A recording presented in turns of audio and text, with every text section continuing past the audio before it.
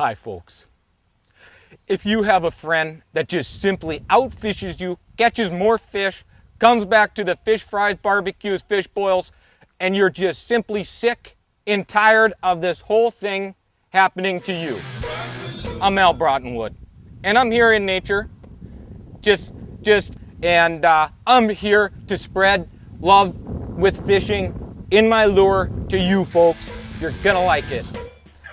Well, I know I'm not the guy that goes home early, throws a tantrum, and he's done for the day because he didn't catch one bite. Not me, all right. You just go home, buddy. It doesn't matter. You probably won't catch fish with that attitude anyway. Now, if you are out on the water and you think fishing's done for the day, you're wrong, buddy. You're wrong. You might as well go on back to your couch because I'll be on the water catching more fish. You could be fishing like the pros that you see on your TV here today. You could be fishing just like them with the same equipment. You probably always wondered, what do those guys have in their box?